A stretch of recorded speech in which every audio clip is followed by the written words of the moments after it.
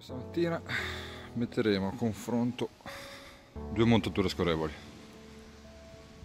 il mio amatissimo scorrevole antitangle piombo, stopper e girella, con questa montatura qua, un po' più complessa ma di sicuro efficace.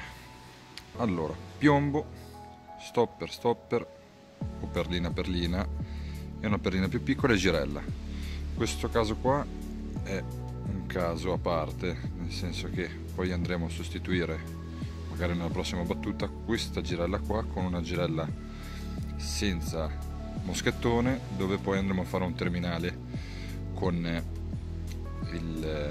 la treccia, in modo che la treccia prenda la misura del piombo e non si aggrovigli. Adesso proviamo questa tipologia qua per vedere come va e facciamo una piccola evoluzione, passo per passo, una piccola evoluzione. Mettiamo a confronto le due montature e vediamo come va. Sono le 6:20 ed è ancora notte.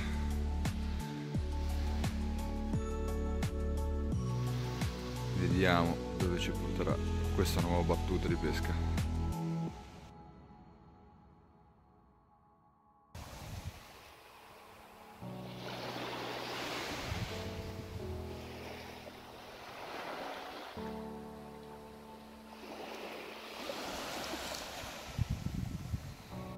Anche per questa mattina ci troviamo qua a Paraggi, sono le 6:30, americani.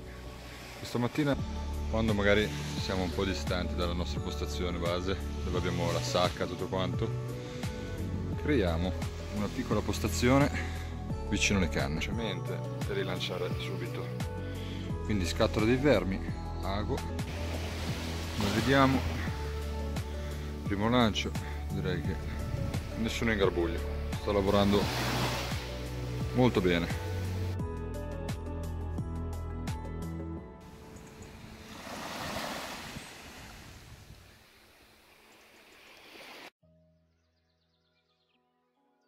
Eccoci ormai arrivati alle 7, sta uscendo il sole, le nostre canne. Qualche tocchettina, ci troviamo nuovamente nella bellissima baia di Paraggi. Come potete vedere regala sempre grande spettacolo. Eccola, la prima ad arrivare, proprio lei.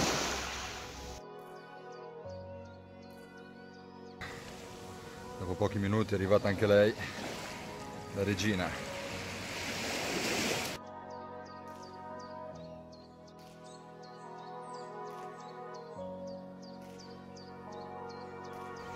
Questa è la situazione attuale, uno spettacolo.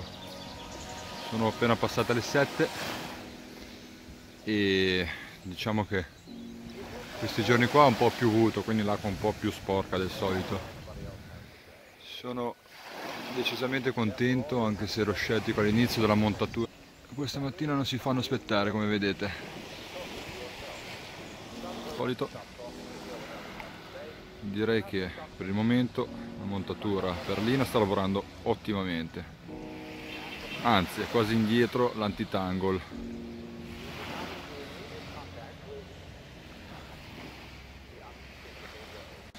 Volevo ricordarvi che ci troviamo nell'area marina protetta di Portofino e quindi necessitiamo del permesso rilasciato dall'ente parco. Per quanto riguarda il fondo, come potete vedere, all'estremità troviamo roccia e vicino alla roccia Posidonia, in mezzo molta sabbia.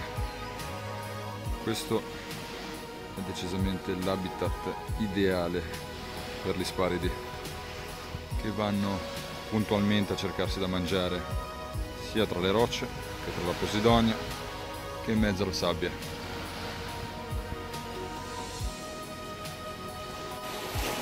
Allora, mi preme assolutamente rispondere a una domanda. Spiegare i diversi tipi di tocche o a boccate. Allora, pesca a fondo, molto semplice di per sé.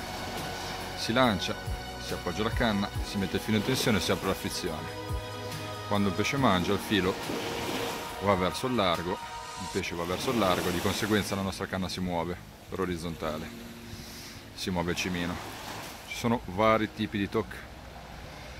Può essere una tocca decisa, un tremolio, oppure un terzo tipo di tocca, che è quando il pesce viene verso terra. Quando viene verso terra, che può succedere specialmente quando si tratta di mormore, il filo si abbassa, perché il pesce viene verso di noi, il filo si abbassa. Quindi questi sono generalmente i tre tipi di tocche che possiamo riscontrare, ma non è detto che ogni tipo di tocca corrisponda alla grandezza del pesce, perché un pesce piccolo può far partire la frizione, come un pesce grande può solamente dare 2 tocche, specialmente quando si tratta di orate, e chi va a pescare con la grita lo sa bene, 2-3 tocche leggere e il pesce è praticamente allamato. Quindi bisogna sempre stare allerta, mai sottovalutare niente. Le 8 iniziano a svegliarsi anche i gabbiani, tocche iniziano leggermente a diminuire.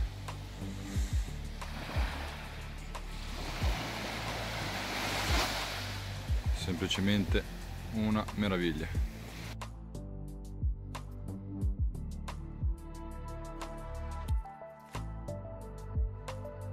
Ecco, detto fatto, pesce mangia, la lenza viene verso di noi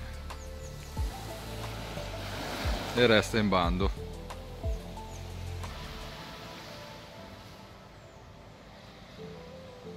Attenzione, il nostro amico Daniele appena arrivato detta già ordine.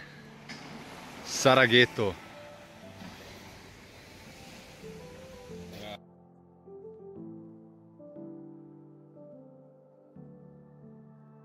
Eccoci, sono quasi le 9. Come è uscito il sole è uscito anche un caldo terrificante, anche se siamo alla metà di ottobre. I pesci sembrano essersi un attimo calmati, quindi possiamo scendere coi diametri dei terminali dallo 0,22 allo 0,20 e magari provare qualche lancio laterale dove magari possiamo trovare qualche tana o qualche sarago o qualche lancio corto, per vedere se c'è qualcosa sotto una corta distanza.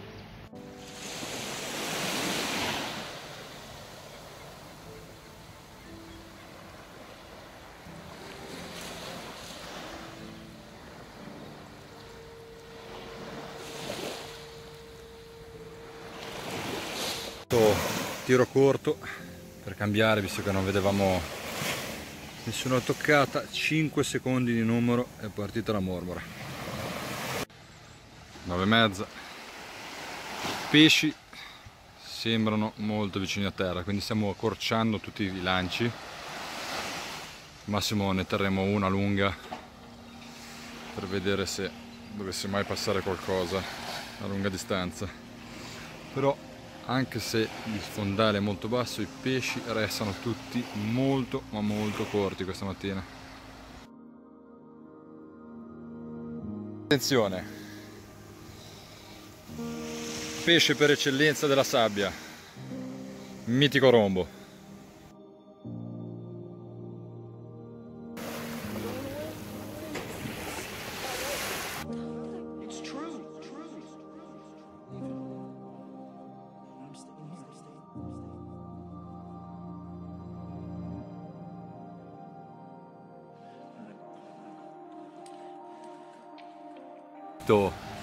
Sono quasi le 10.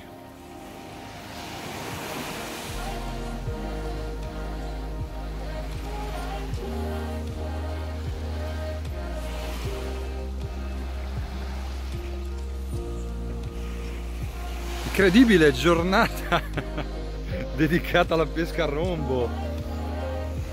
Pazzesco. Un altro rombo. Daniele si sta diplomando geometra questa mattina.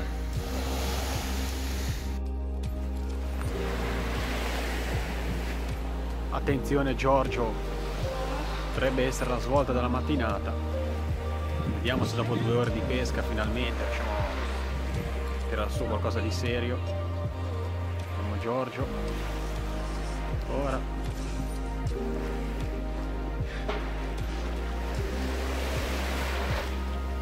Mormoraus. Un'altra mormora. Ah, un po' più carina questa volta.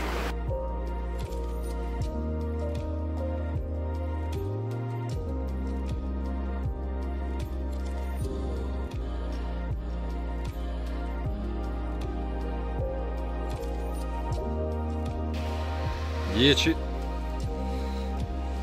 appena passate le 10, ogni tanto uno sprazzo di vento, giornata decisamente estiva. La cosa fondamentale per conservare i nostri americani è prendere un po' d'acqua da portarci a casa, in modo che ogni 2 o 4 giorni vi cambiamo l'acqua.